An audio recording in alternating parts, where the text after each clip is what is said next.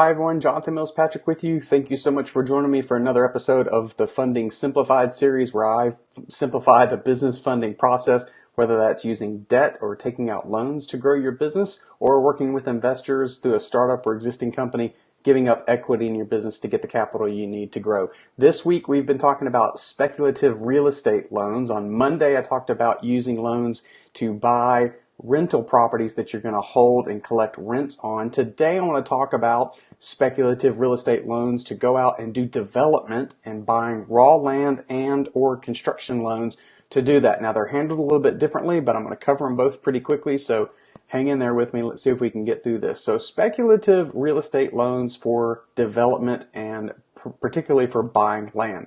So on Monday we talked about properties that you're going to buy and collect rents on. I talked about how whether that's owner occupied or non-owner occupied. If you didn't check that episode out, you might want to go back and listen to it before you do this so you'll understand some basics there. But the idea is that the lender will give you less money toward that purchase if it's more speculative, meaning if you're not going to occupy the business, the building, the property yourself, if you're going to rent it out, they'll actually give you less toward the purchase. The same is true for land loans. So on Monday, I said that if you occupy the building, you might get 80 to 90% of the building purchase price funded. If you're going to lease it out, you might get 70 to 75%. So now you're coming up with even more cash.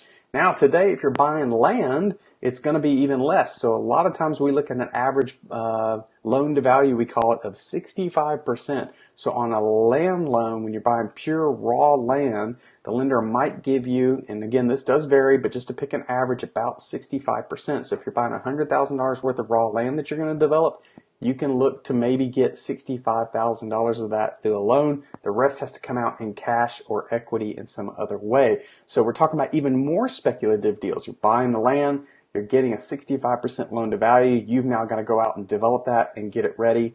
Maybe you develop it enough to get the sewer and the roads in, sell that off to somebody else. Maybe you just hold the land and hope that it appreciates in value and sell it off. That's why these loans are considered more risky, and so they're going to fund a smaller loan to value amount. Now, let's assume that you buy the land and you actually want to do some construction on it. So this does work similar to a residential construction loan, but not entirely. And the challenge with construction loans is now you've bought the land. Let's say you do have a loan on there and you had to put some cash into it. Now you have to get the construction loan to do the building of the buildings, to build the buildings and get them ready for whatever you're going to do, sell them off, lease those out as well. Well, the way that works is you generally can expect on a construction loan to get about a 12 to 18 month construction period where there's what's called a drawdown period. So the lender will go out and they'll approve you for a certain loan amount. Again, let's just do easy math and call it $100,000. They approve you for that construction amount, and then what you're going to have to do is you're going to have to contribute some cash into the deal again. So let's call it 20% that you have to put into the construction piece. That's $20,000. You take your $20,000 and you start construction. You start flattening out the land. You put in a foundation. You've now spent your $20,000. Well, now it's time for the construction loan to kick in. And what they will do is they will send someone out to inspect the work that you've done against the appraised or assumed amount. And that person actually comes out and fills out some paperwork and says, all right, these people are 20% complete, which means out of $100,000, 20,000 should have already been used. In this case, it was your $20,000 for your equity injection. Now you go on, you do some more work. Let's say you get the framing up, you get some drywall on. Next thing you know, you send to the bank, to the lender for another draw request. The person comes out and does an inspection.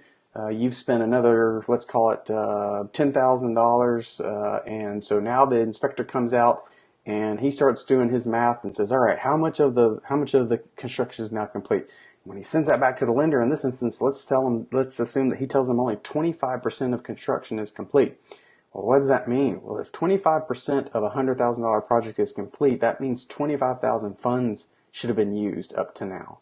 What did I say? I said you already put 20 in, plus now you're asking for another 10. That's 30, which means the project is overfunded at this point, and they would reject your draw. So if a project for a construction loan is overfunded, meaning the percentage of money against the loan amount is higher than the percentage of completion of the project, then they will reject your draw and you're going to have to go out and use some of your own funds to get caught up. Now the inverse is true. You can have it where you've not funded enough, you could be underfunded, and the bank will then just approve that request and send you on and tell you to keep doing construction. So we're talking about two different things, but they kind of go together, particularly if you're doing loans where you're being speculative, you're buying land, building a residential building or a commercial building on top of it, and then you're going to sell it, lease it out, whatever it is you decide to do with it. Just the idea to remember is that these things are considered very speculative. The amount that a lender will fund against your loan is even less than other types of loans, particularly ones that are already built and you're going to occupy that building. So land loans, the loan to value is pretty low. And then construction loans, the thing to understand is that draws are really the trick with these. You need to make sure that you stay on track with the amount of construction that you're going to do versus the funded amount from the lender. I have seen multi-million-dollar hotel deals start to stall out because they didn't do a good job managing the construction period. I saw draw requests keep coming in for hundreds of thousands of dollars, and the lender, we had to turn them down because that draw inspector had gone and found out that that money was just not being used well, and so the deal was overfunded. So the key with construction loans, make sure you're staying on task with everything you need to do. On Friday, we're going to talk about one more type of speculative loan. This time it's actually to borrow money to invest in the markets. I don't recommend it, but I'm going to talk to you a little bit about how the lenders look at those type deals. Hope this information helps you a lot. Take care.